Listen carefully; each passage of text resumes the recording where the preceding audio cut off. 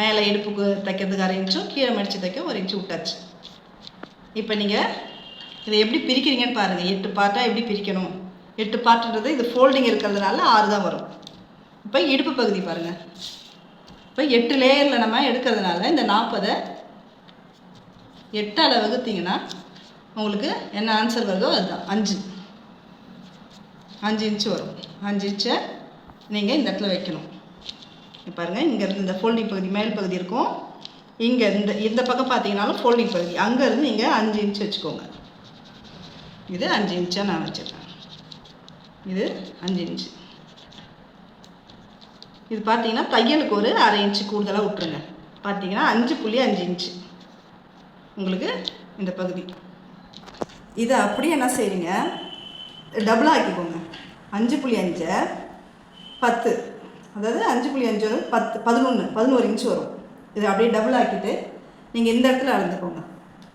அப்படியே டபுள் ஆக்கிட்டால் இங்கே வந்துடும் உங்களுக்கு. இது வேஸ்ட் பீஸாக தான் உங்களுக்கு கிடைக்கும். இதை நம்ம அப்படியே ஒரு போட்டு வச்சு இப்போ இது 5.5, இது பார்த்தீங்க அப்படின்னா 11 இன்ச்சு வரும்.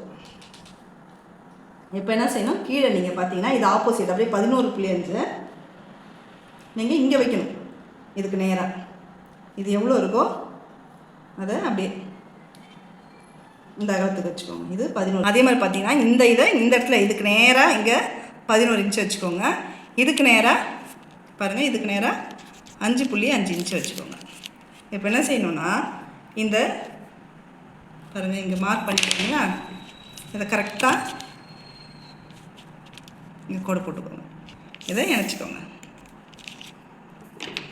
இப்படி ஒரு கிராஸாக ஒரு கோடு போட்டிங்கன்னா கரெக்டாக நம்மளுக்கு கட்டிங்க்கு கரெக்டாக பண்ணி வந்துடும்.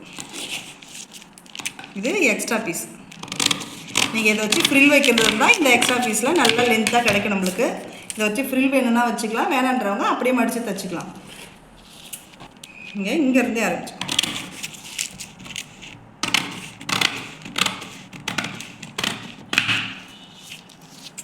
இப்போ இந்த மேலே ஃபோல்டிங்காக இருக்கிறத கட் பண்ணிக்கோங்க. இப்படி தான் உங்களுக்கு கிடைக்கும். பார்த்தீங்கன்னா இது 2 ஃபோல்டிங் பகுதி பெரிய பகுதியாக இருக்கும். இந்த பக்கம் பாருங்கள், ஓப்பன் பகுதியில் 4 பீஸ் கிடைக்கும். இப்போ நீங்கள் ஒரு சின்ன பீஸு இதை ஃபஸ்ட்டாக எடுத்துக்கோங்க. தைக்கும்போது இது பார்த்தீங்கன்னா பெரிய பீஸாக இருக்கும். இது கூட ஜாயின் பண்ணுறது 2ஆவதாக ஜாயின் பண்ணுங்கள். அதே ஒரு சின்ன பீஸ் இன்னொன்று. இதனுடைய ஃபுல் வீடியோ நீங்கள் பார்க்கணும் அப்படின்னா கீழே லிங்க் கொடுத்துருக்கேன், அதுக்குள்ளே பாருங்கள். நன்றி.